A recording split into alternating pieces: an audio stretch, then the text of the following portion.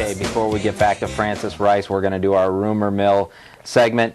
You heard it here first. I'm making a prediction. I'm breaking news. The next governor of Florida in 2010, taking office in 2011, will be Vern Buchanan.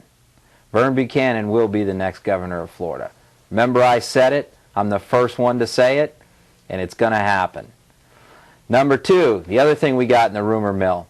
This has been a big year for Sarasota's Joe Gruters. First of all, he was the campaign chairman for Vern Buchanan, got him reelected in a landslide. Then he got elected as the new chairman of the Sarasota County Republican Party. This Saturday, he's getting married, and now he is about ready to announce that he is also going to run for county commissioner. Joe Barbetta is stepping down. He's not running for re-election. And Joe Gruters is buying a house in District 2, and he will be running for county commissioner, will be instantly a front runner, and he will also serve simultaneously as chairman of the party and county commissioner. So Joe Gruters is having a big year so far in 2009, and we'll keep an eye on his election for county commission. But first, and more importantly, back to Francis Rice. Now, one of the most provocative things that you've said, and you put the billboards out, is that Martin Luther King was a Republican. And I think Martin Luther King is one of the 5 greatest Americans in American history, and I've spent a lot of time studying his history too. And so when you came out with that, it didn't surprise me in the least. But it seemed to surprise a lot of people. First of all, why? How is it that you came about knowing that he is a Republican? What have you done to look into the background and things like that?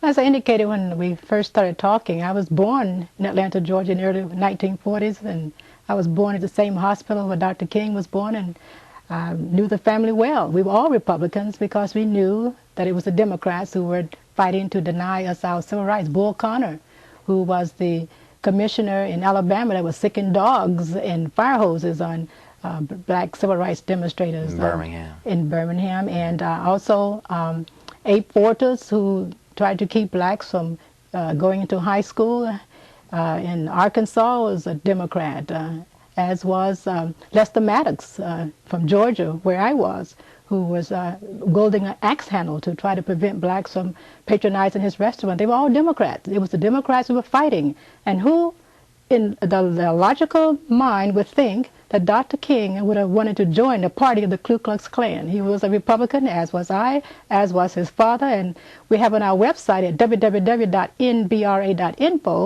a video of Dr. Alveda C. King, the niece of Dr. Martin Luther King, who is affirming that her uncle was indeed a Republican. Now, that's something that drives Democrats crazy when you put that out there, and you got, I'm sure, a lot of heat over that. Why do you think it bothers them so much when you take that position? Because the Democrats have hijacked the civil rights record of the Republican Party, and they have convinced blacks wrongly that the Republican Party is or was a racist party. And a lot of them like to point to Richard Nixon's so-called Southern strategy. What they don't tell you is that Nixon's Southern strategy was an effort on the part of Richard Nixon to get the Southerners in the South to stop discriminating against blacks and join the Republican Party, the party of freedom and equality for blacks. It was a 30-year odyssey. And just think, the Democrats were perfectly happy when the racist South voted solidly for the Democratic Party for over 100 years. But the moment they started to join the Republican Party, to be more inclusive and to make sure that blacks had their civil rights in small numbers, it took them 30 years to finally get there. Now the Democrats are all upset. Now, when you first came out with that and you put out the bumper stickers, do you have one here? Yes, I have one of the bumper stickers here. And we've seen the billboards. You did some interviews with some media outlets, I think, including some national media outlets. Do you feel like you were treated fairly? Did they give you a fair shake, or were they hostile to you right off the bat? Very hostile. But the truth is the truth. And when you have the truth on your side, you need not worry. We put out our magazines. We did 4 editions of our Black Republican magazine. We did 1 edition that was a special Florida edition. We also put up our billboards, as you indicated. We did radio ads on stations that target Black Americans telling the truth. And surprisingly, the information is getting out there. We received a call from one organization that has kept its finger on the pulse of Black Americans for the past 30, 40 years, and they said they have noticed in the last 4 or so years a significant shift in the attitude of Black Americans about the history of civil rights. And the only thing they can see that was different on the scene was the National Black Republican Association. In 2008, we had 5 million hits on our website. So the word is getting out there.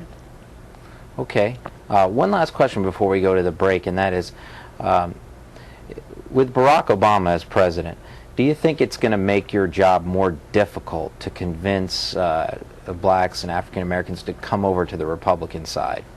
I think it's going to make it easier because now we have a chance to focus on the real differences between the Republican Party and the Democratic Party. Just keep in mind that if Barack Obama had been a Republican, no Black American in this country, very few would have voted for him. They voted for him because you think so? That is absolutely correct. They voted for him mainly because he has a Democrat behind his name. So what we're trying to do is get Black Americans to see the differences between the Democratic Party, headed up by Barack Obama, and the Republican Party, now headed up by Michael Steele. You can see that the Democrats' main philosophy is you give a person a fish and that person will eat for a day. The main philosophy of the Republican Party, you teach a person how to fish and that person will feed himself for a lifetime. Okay, when we come back from break, I'm going to ask you more about Michael Steele. You brought up a subject I want to talk about next. On Clout 941, when we come back.